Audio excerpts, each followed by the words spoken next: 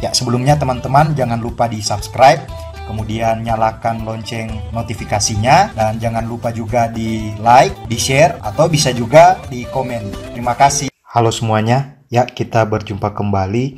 Baik, kita akan melanjutkan video pembelajaran kita. Jadi kita masih dalam video pembelajaran tentang turunan, dan untuk saat ini kita akan bahas mengenai turunan fungsi implisit. Ya, jadi saat ini kita akan bahas mengenai turunan fungsi implisit. Namun sebelumnya saya akan menjelaskan. Jadi fungsi implisit itu apa? Nah, fungsi implisit itu adalah fungsi yang variabel bebas dan terikatnya. Jadi yang x dan y-nya itu ada di dua ruas dan saling terikat. Jadi sekali lagi, fungsi implisit adalah fungsi yang variabel bebas dan terikatnya itu ada di dua ruas dan saling terikat. Berarti tidak bisa dipisahkan. Karena mereka saling terikat berarti tidak bisa dipisahkan. Maksudnya seperti apa? Jadi seperti ini ya teman-teman. Jadi kalau misalnya saya menuliskan fungsi x kuadrat ditambah 3y sama dengan 3xy kurang 5 ya. Jadi fungsi yang saya tuliskan ini merupakan fungsi implisit. Kenapa? Karena kalau kita lihat dari pengertiannya, jadi variabel bebas dan terikatnya ada di dua ruas. Jadi variabel x dan y-nya ada di ruas kiri, kemudian di ruas kanan juga ada variabel x dan variabel y. Jadi baik variabel bebas dan terikatnya ada di kedua ruas variabel, tapi ini tidak bisa saling dipisahkan teman-teman. Jadi x kuadrat tambah 3y dan di ruas kiri, kemudian 3xy itu di ruas kanan. Nah, jadi ada di dua ruas dan saling terikat. Ini tidak bisa kita pisahkan. Maka fungsi ini kita bisa sebut sebagai fungsi implisit. Nah, kalau misalnya saya punya fungsi y sama dengan katakanlah x kuadrat ditambah 5. Nah, kalau ini bukan fungsi implisit. Ini namanya adalah fungsi eksplisit. Ya. Jadi selama ini yang kita bahas itu adalah fungsi eksplisit. Artinya variabel bebas dan variabel terikatnya itu hanya ada di satu ruas saja.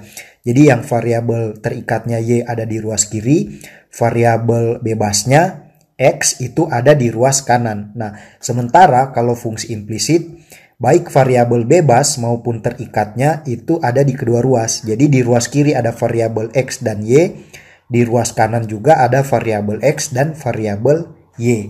Ya, jadi kira-kira seperti itu. Maka yang di atas ini saya sebut sebagai fungsi implisit.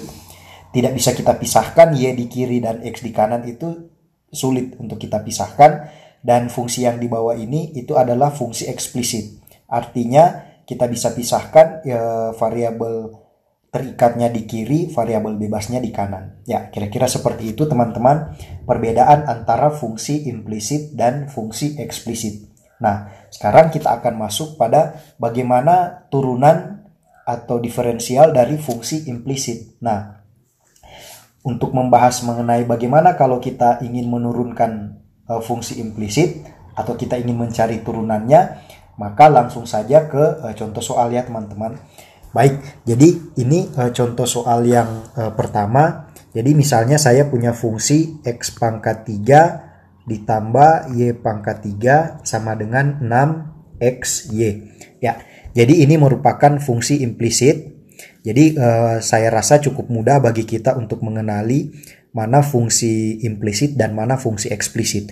Jadi kalau teman-teman lihat di ruas kiri dan di ruas kanannya ada variabel bebas dan terikat, dua-dua ruas ini kemudian itu sulit untuk kita pisahkan, maka ini bisa kita sebut sebagai fungsi implisit. Jadi ini adalah fungsi implisit ya teman-teman. Nah, sekarang kita akan mencari turunannya. Nah, jadi sebelum kita mencari turunannya, yang perlu diperhatikan di sini, jadi untuk mencari turunan dari fungsi implisit, itu yang pertama ini ya teman-teman.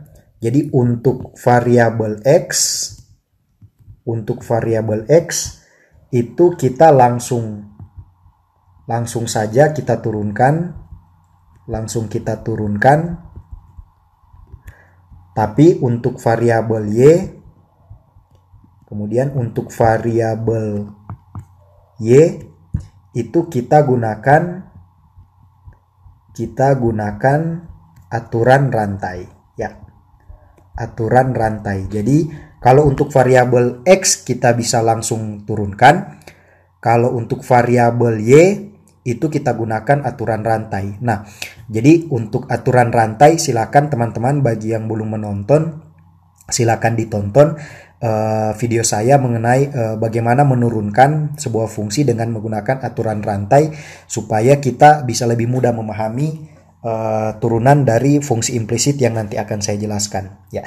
Jadi silakan teman-teman menonton video saya terlebih dahulu tentang aturan rantai kalau belum ditonton, kemudian supaya mudah untuk kita memahami turunan dari fungsi implisit ini ya. Jadi sekali lagi untuk variabel X itu kita bisa langsung turunkan, sementara untuk variabel Y itu kita gunakan aturan rantai ya. Jadi kalau kita punya fungsi di atas seperti ini, nah sekarang kita akan turunkan bagaimana. Nah, yang pertama kan di sini ada X pangkat 3. Nah, untuk variabel X itu kita langsung turunkan, berarti X pangkat 3 ini turunannya adalah 3X pangkat 2 ya. Jadi untuk X pangkat 3 itu kita peroleh turunannya adalah 3X pangkat 2. Nah, kemudian untuk Y pangkat 3, nah untuk variabel Y-nya kita akan gunakan aturan rantai. Jadi ini Y pangkat 3 ini kita akan gunakan aturan rantai. Nah, berarti ini teman-teman modelnya seperti apa? Jadi sebelumnya fungsi yang di atas ini, jadi fungsi implisit yang di atas ini itu bisa saya tuliskan juga dalam bentuk seperti ini ya teman-teman. Jadi bisa juga saya tuliskan dalam bentuk X pangkat 3 ditambah, jadi Y itu kan fungsi X.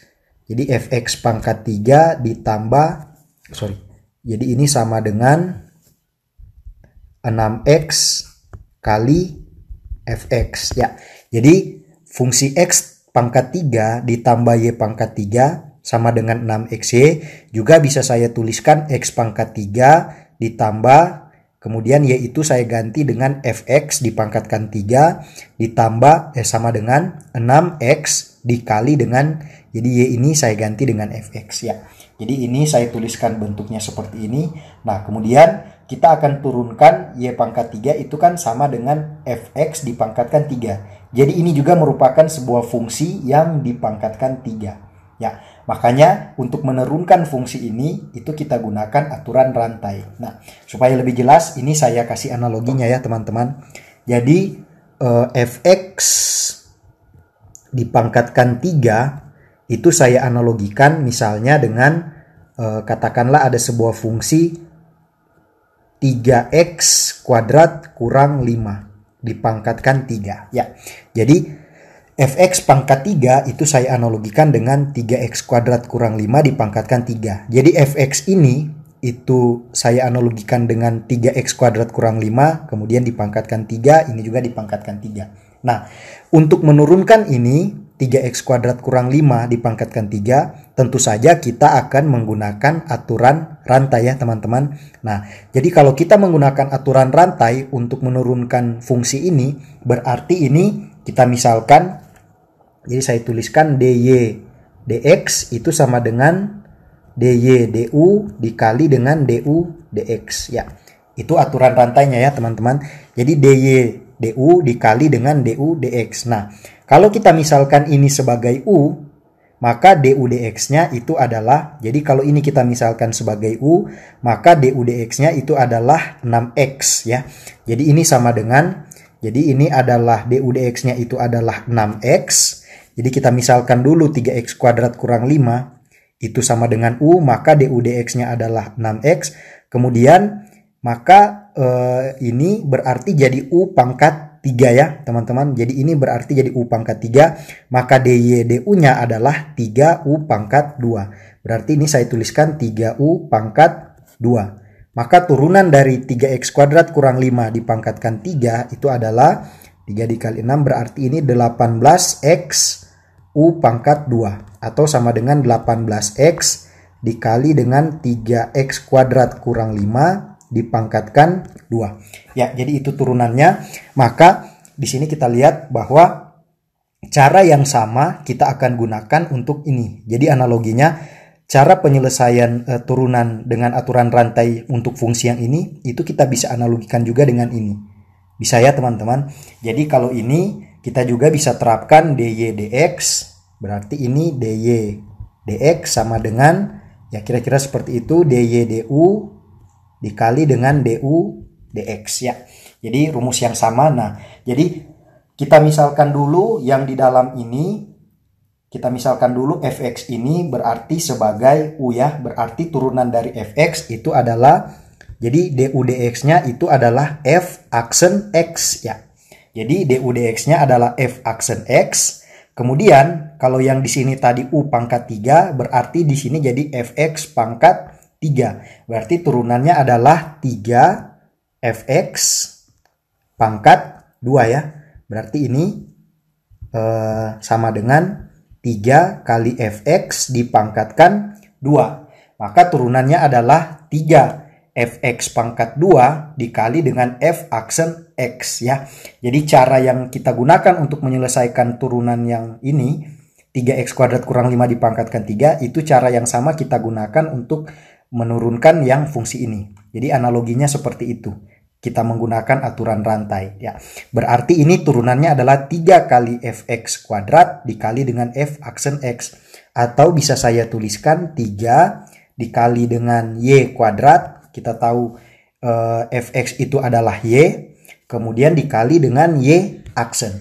Berarti turunan dari fx dipangkatkan 3 itu adalah 3y kuadrat dikali y aksen. Maka di sini saya tuliskan berarti 3x kuadrat ditambah, jadi turunan dari y pangkat 3 itu sama dengan ini ya, 3y kuadrat dikali y aksen. Jadi ini 3y kuadrat dikali y aksen. Ya, seperti itu ya teman-teman. Jadi sekali lagi, untuk variabel y-nya kita gunakan aturan rantai. Kalau kita lihat seperti ini, maka sebenarnya mudah saja. Jadi kalau tadi saya jelaskan penjelasannya, atau alternatifnya kalau kita sudah tahu, kita bisa langsung katakan seperti ini, bahwa y pangkat 3 itu turunan adalah 3y kuadrat dikali dengan y itu sendiri, turunannya adalah y aksen.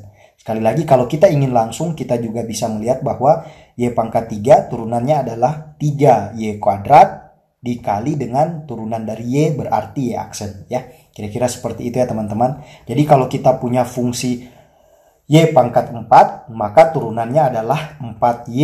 Misalnya kita punya fungsi y pangkat 4, berarti turunannya adalah 4y pangkat 3 dikali dengan y aksen ya. Seperti ini ya teman-teman.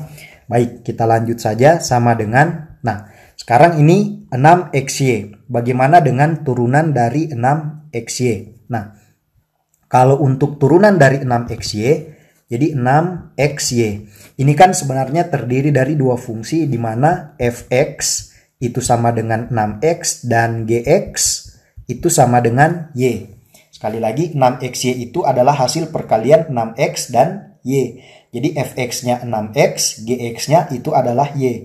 Dan kita tahu bahwa turunan dari dx dari fx dikali dengan gx itu turunannya sama dengan, jadi saya tulis di bawah sini saja teman-teman. Jadi turunan dari fx dikali dengan gx itu adalah, turunannya kita tahu itu gx dikali dengan turunan dari fx, jadi gx kali dx dari fx ditambah fx dikali turunan gx ya. Nah, jadi jika ada dua buah fungsi kita kalikan, maka turunannya adalah seperti ini ya teman-teman. Jadi gx kali dengan turunan fx ditambah fx kali turunan dengan gx ya.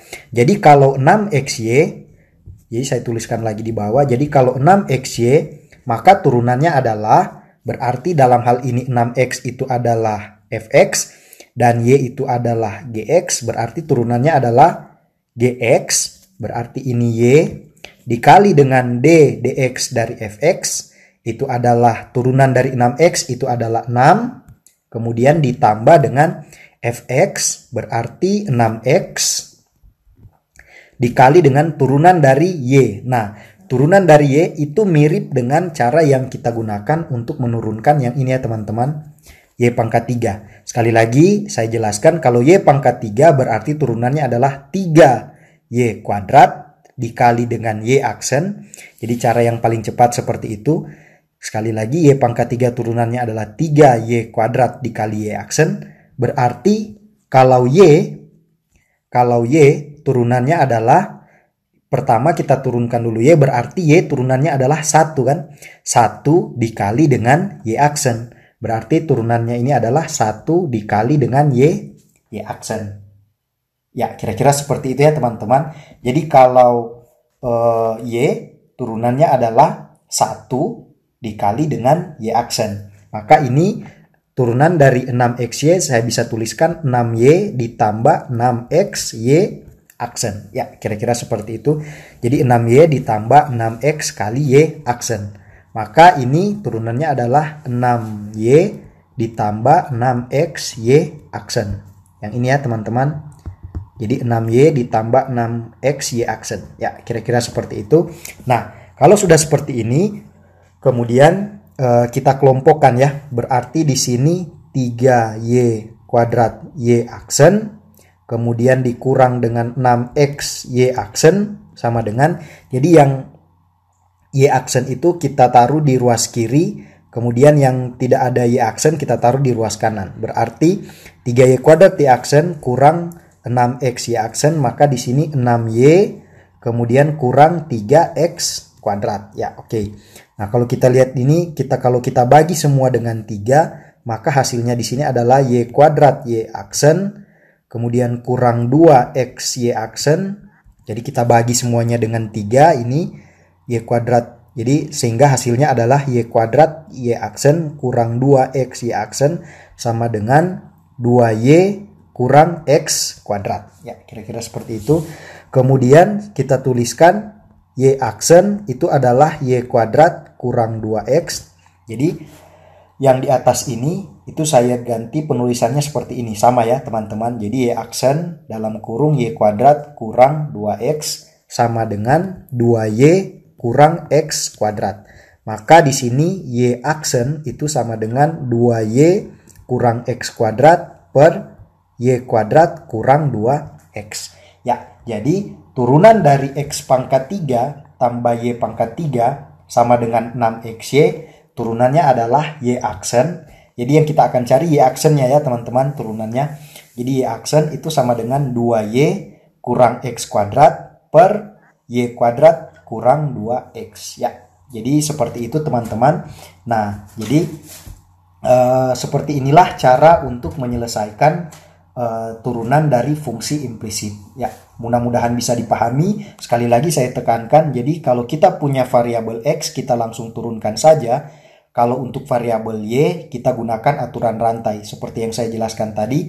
Tapi untuk supaya lebih cepatnya, kalau kita ketemu dengan misalnya Y pangkat 3, berarti kita turunkan dulu Y pangkat 3 itu turunannya adalah 3Y kuadrat, kemudian dikali dengan Y aksen. Ya, kalau misalnya Y hanya cuman Y, berarti turunannya adalah 1 dikali Y aksen. Ya, kira-kira seperti itu. Dan kita coba untuk contoh soal yang kedua ya teman-teman. Ya, untuk contoh soal yang kedua, jadi misalnya tentukanlah Y aksen dari nih ya, sin X tambah Y kemudian sama dengan Y kuadrat kali cos X. Ya, sekali lagi.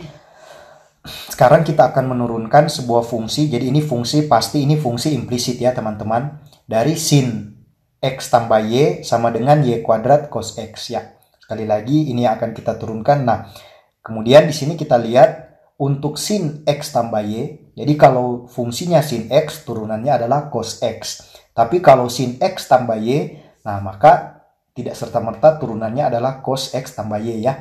Berarti kita gunakan aturan rantai untuk menyelesaikan sin X tambah Y. Jadi kita misalkan dulu U itu sama dengan X tambah Y. Maka du dx-nya, jadi turunannya itu adalah, berarti sekali lagi X itu kita langsung turunkan, berarti X turunannya 1 ditambah, nah kalau Y Y ini berarti turunannya adalah 1 dikali Y aksen. Berarti Y aksen kan? Saya tuliskan seperti itu. Kemudian kalau misalnya jadi kita punya fungsi sekarang sin U. Berarti sin U. Ya saya tuliskan seperti ini saja ya. Jadi Y sama dengan sin U. Maka dy du itu sama dengan cos U. Maka dy dx itu sama dengan dy du kali dengan du dx itu sama dengan, jadi dy du-nya adalah cos u dikali dengan du dx, 1 ditambah y aksen. Maka turunannya adalah cos, jadi cos u itu adalah x tambah y, jadi cos x tambah y dikali dengan 1 tambah y aksen.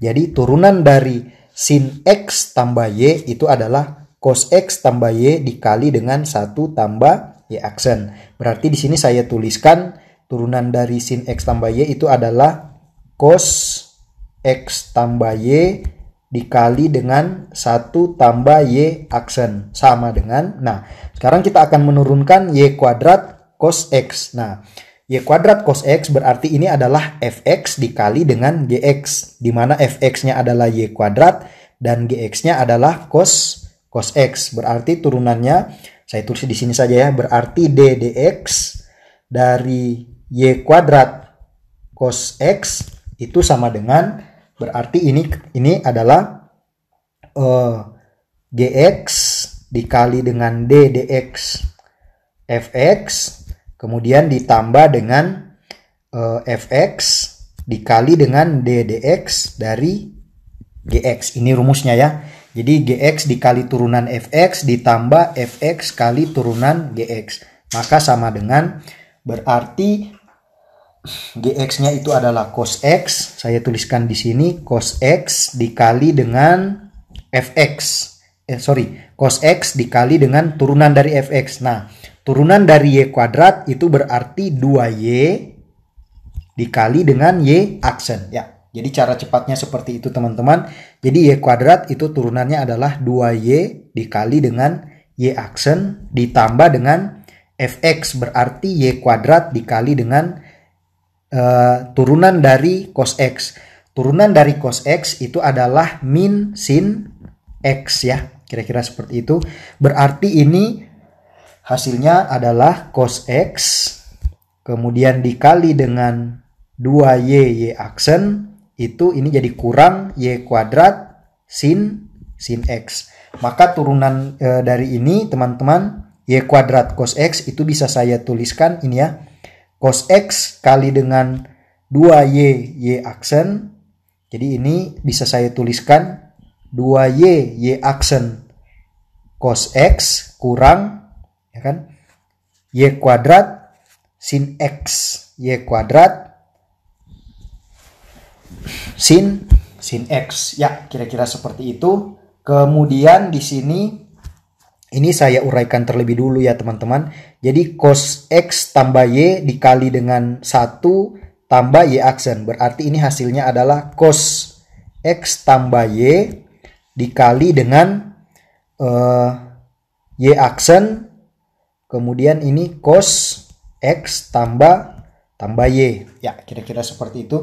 Jadi cos x tambah y dikali dengan 1 tambah y aksen itu adalah cos x tambah y, maaf di sini tambah ya, tambah ditambah dengan y aksen kali cos x tambah y sama dengan 2y y aksen cos x kurang y kuadrat sin x. Oke, baik, kita periksa dulu. Mungkin nanti ada yang salah tulis atau salah dikali begitu teman-teman.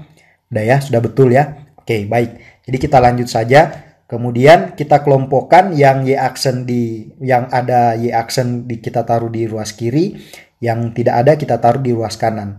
Berarti di sini y aksen cos x tambah y, kemudian berarti dikurang dengan 2y y aksen cos x sama dengan, berarti ini min y kuadrat sin x ya kan, min y kuadrat sin x kurang cos X tambah cos X tambah Y. Ya, kira-kira seperti itu. Kemudian saya tuliskan begini saja ya teman-teman. Y aksen dalam kurung cos X tambah Y kurang 2Y cos X. Ya, jadi yang di atas ini saya tuliskan seperti ini. Sama ya teman-teman. Jadi Y aksen kali cos X tambah Y kurang 2Y cos X sama dengan negatif Y kuadrat sin X, ya kan, kurang cos X tambah Y. Maka di sini saya tuliskan Y aksen sama dengan min Y kuadrat sin X kurang cos X tambah Y dibagi dengan ini ya teman-teman, cos X tambah Y kurang 2Y cos X. Ya, jadi turunan dari sin X tambah Y sama dengan Y kuadrat cos X, itu hasilnya adalah, jadi turunan dari fungsi implisit ini, itu hasilnya adalah ini ya teman-teman. Jadi Y aksen adalah sama dengan min Y kuadrat sin X kurang cos X tambah Y dibagi dengan cos X tambah Y kurang 2Y cos X. Ya, kira-kira seperti itu penjelasan mengenai turunan fungsi implisit. Mudah-mudahan bisa dipahami, semoga bermanfaat, dan mungkin untuk video saya kali ini cukup sampai di sini. Sampai kita ketemu di video saya yang akan datang. Terima kasih.